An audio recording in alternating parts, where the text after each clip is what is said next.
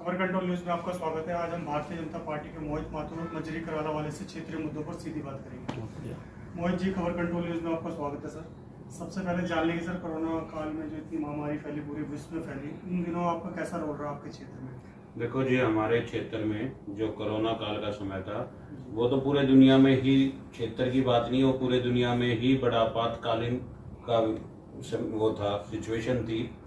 हमारे क्षेत्र में जो हमने भाई सुनील जिंदल जी और हमारी भाभी सरिता जिंदल जी, उनके नेतृत्व में जो हमने कोरोना काल में काम किया वो बड़ा ही मतलब अद्भुत था, एक अलग ही था देखने को। बड़ा ही एक सिस्टमेटिक हम कहेंगे कि बड़ा कार्य करा हमने सबको। मतलब हमने कोरोना काल में जाकर घर घरों भाई सुनील जिंदल जी के लिए हमने कोरोना से लड़ाई करी, साथ साथ में गरीबी से लड़ाई करी, और हमने वहाँ पे हर घर खाना पहुँचाने का, कोई भाई बंधु भूखा ना रहे, ये सारा कार्यक्रम हमने किया।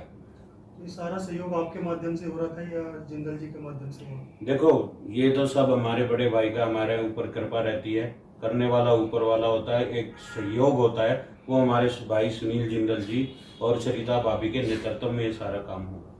कोई रेड जोन वगैरह घोषित तो नहीं होता सर आपके वार्ड में? बहुत सारे रेड जोन हुए, उसमें भी हमने ये किया कि घर घर जाके जो भी सैनिटाइज करना होता है और सैनिटाइज किया, सैनिटाइज मेडिसिन दी, और बड़ा अच्छा एक जो था सफर हमने तय किया कोरोना काल का। सर, ये जान लेंगे, दिल्ली में उपचुनाव हुए नगर निगम के, इसमें से 5 में से 1 सीट भी भारतीय जनता पार्टी जीतनी पाई, क्या कारण है इसका? इसका कारण कुछ नहीं है, थोड़ा जनता को सोचना पड़ेगा कि अपना जो ये फ्री का जो बिजली पानी जो केजरीवाल द्वारा दिया जाता है, ये इस लालच में ना आके बाकी दिल्ली के फ्यूचर के बारे में सोचे, और जितना काम भारतीय जनता पार्टी ने एमसीडी में काम किया है वो सब करना पड़ेगा। तो सर, फ्री तो आप भी दे सकते हैं, जैसे कि आम आदमी पार्टी कहती है। ये फ्री देना कुछ पल के लिए तो अच्छा है सर, सब कुछ अच्छा है, लेकिन आप फ्यूचर देखोगे, आने वाला फ्यूचर जो है वो बिल्कुल दिल्ली को बर्बाद करके रख देगा। दिल्ली में इतनी जनसंख्या हो जाएगी, चारों तरफ से लोग आएंगे फ्री के चक्कर में, और कुछ नहीं होगा। तो 2022 में कितनी सीट आने की संभावना है? 272 में से 272 में से हम कम से कम मान के चले 220-30 आएगी बीजेपी, भारतीय जनता पार्टी, फिर एमसीडी में अपना राज करेगी। पार्टी अगर आपको मौका दे नगर निगम चुनाव लड़ने के लिए 2022 में, ये तो पार्टी का अपना विषय है। हम अपने भाई सुनील जिंदल, सरिता भाभी, इनके के लिए हम अपना सहयोग करेंगे। इस क्षेत्र में, विकासपुरी क्षेत्र में, इनसे मैं समझता हूँ कि बेहतरीन कार्य दिल्ली के अंदर जो इन्होंने किया है, उससे अच्छा कार्य मैंने किसी एमसीडी के अंदर नहीं देखा। तो सुनील जिंदल जी का कैसा काम है वार्ड में, कुछ बताएं सर। आप खुद जाओ, जनता से पूछो, वो आपको बताएगा। मेरे बोलने या ना बोलने से कुछ ऐसा नहीं आपको पता लगेगा। आप वार्ड में जाओ, घर घर घूमो, पता करो, और सुनील जिंदल जी का नाम पता करो, और हमारी सरिता भाभी जी का, उन्होंने क्या किया। पार्कों में बहुत सारे झूले लगवाए हैं, सफाई कराई है, सब कुछ किया, जितना भी हो सकता है वो किया।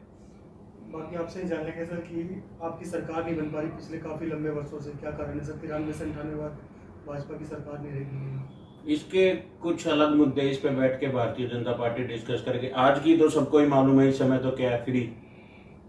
दिल्ली की जनता जो है वो बड़ी भोली है, वो ना फ्री के बहकाव में आ जाती, लेकिन बाद में इन सबको, हम ये नहीं कहते कि भारतीय जनता पार्टी को जिताओ, लेकिन इस फ्री के मुद्दे से आपको निकलना पड़ेगा, तो फ्यूचर बच्चों का बनेगा, वरना नहीं बनेगा। क्षेत्रीय विधायक का कैसा काम है सर क्षेत्र में? आप खुद ही जाओ क्षेत्र विधायक में, आप देखोगे जाके, कुछ काम नहीं हो रहा, कुछ भी काम नहीं है। महेंद्र यादव जी यहाँ से, महेंद्र यादव जी है यहाँ पे, बिल्कुल आप जाओ, नालियों देखो, सड़कें देखो, जो क्षेत्र के इलाके हैं। एमसीडी काम करने को बोल जाते, जो एमसीडी करना चाहते उसको रोका जाता है। ये तो एक राजनीति का विषय है। समस्या क्या क्या?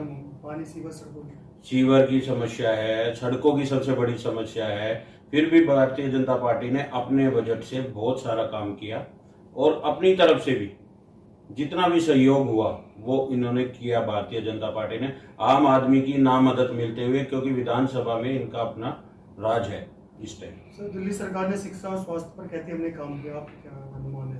शिक्षा और स्वास्थ्य में जो काम किया, शिक्षा में जो उन्होंने काम किया, सिर्फ 15 स्कूल बनाए। मैं लेके चलता हूँ आपको, मेरा गांव कराला मजरी पड़ता है, आप वहां चलाओ, आपको दिखेगा शिक्षा में क्या काम किया। कुछ नहीं किया। शहरों के कुछ स्कूलों को चमका दिया गया है, वो कहते हैं कि शिक्षा हो गई है। हॉस्पिटलों में जो था वो थोड़ा बहुत उन्होंने काम किया है, मैं ये नहीं कहूँगा, कि बिल्कुल ही एक तरफा राजनीति बात करूंगा।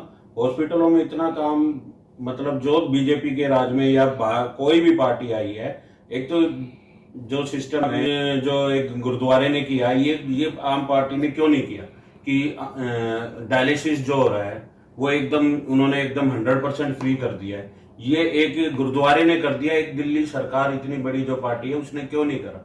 ये कुछ मुद्दे हैं जो है। बहुत बहुत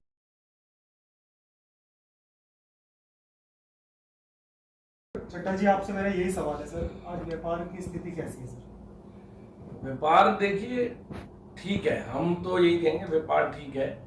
व्यापार और टेक्नोलॉजी आपस में एक दूसरे के साथ हाथ में हाथ वाली बात है। जो इंसान टेक्नोलॉजी के साथ चलेगा उसका व्यापार चलेगा, जो इंसान टेक्नोलॉजी के साथ नहीं चलेगा उसका व्यापार नहीं चलेगा।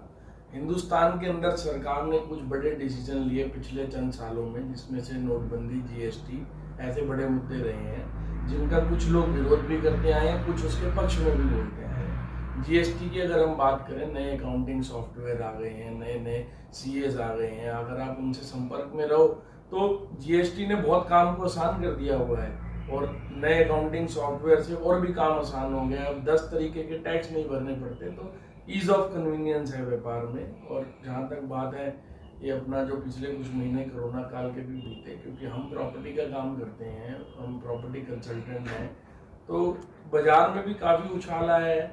इसके बाद से लोगों की परचेजिंग पावर समहाउ आई है, लोगों ने पैसा निकाला है, प्रॉपर्टियां ले रहे हैं, तो ऐसा कुछ नहीं है, अच्छा चल रहा है व्यापार। लेकिन सर छोटा व्यापारी आज भी कहीं ना कहीं पिसता जा रहा है। देखिए, मैंने दोबारा एक बात बोली कि टेक्नोलॉजी के साथ जो चलेगा वो आगे बढ़ेगा। छोटा व्यापारी आज की डेट में कोई नहीं है। हमने ऐसे भी लोग देखे जो एक शेफ की नौकरी करते थे होटल में, आज अपना उन्होंने, जो आप छोटे व्यापार की अगर बात करें तो एक शेफ ने अपनी 50,000 की नौकरी छोड़ के एक 5-10 हज़ार रुपये किराए की दुकान या वो स्टॉल ले लिया, और तिलक नगर या ऐसी मार्केट्स के अंदर सैंडविच, रोल, ग्रिल फूड वगैरह के स्टॉल लगा लिए, और वो वहां पे 50,000 नहीं 1.5-2 लाख रुपए महीना कमा रहे हैं।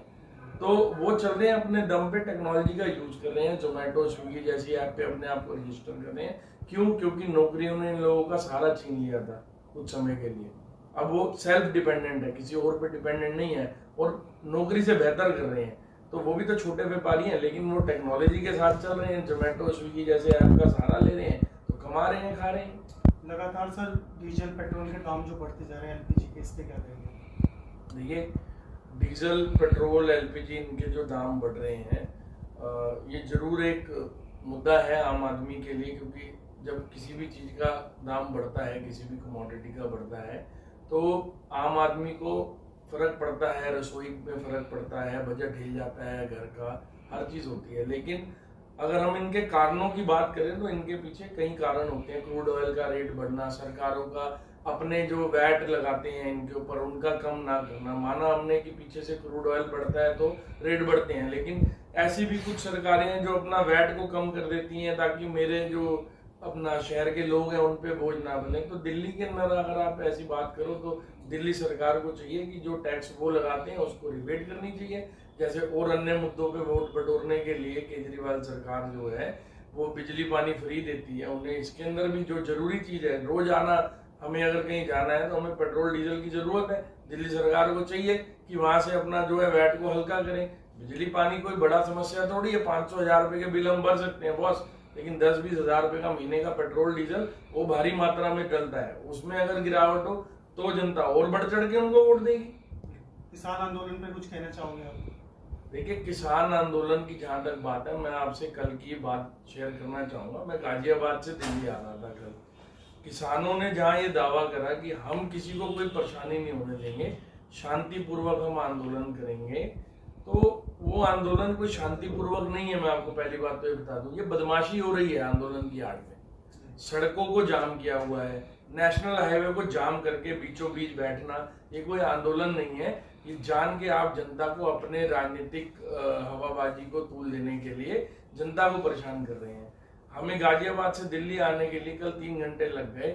जिस भी कट से हम हाईवे को टच करते थे, हमें वहीं से यूटर्न मारकर वापस सिटी में जाना पड़ता था, अंदर की गलियां देख के आना पड़ता था। अगर आपको प्रोटेस्ट करना है और सही में कोई मुद्दे हैं तो आप जंतर मंतर जाइए, जैसे और प्रोटेस्ट होते हैं, धरने प्रदर्शन होते हैं, वहां पे करिए। बुराड़ी में सरकार ने आपको जगह ऑफर करी थी, वहां जाके करिए आप। लेकिन ऐसा नहीं हो रहा है। इसकी आड़ में ये वो लोग हैं जो असली में बीच में दलाली किया करते थे, उनकी दलाली खत्म होने जा रही है सरकार के इस डिसीजन से, इसलिए वो इस सारे कारनामे पर बैठे हैं। असल में किसान आंदोलन कोई मुद्दा नहीं है, इसको एक मुद्दा बनाया जा रहा है।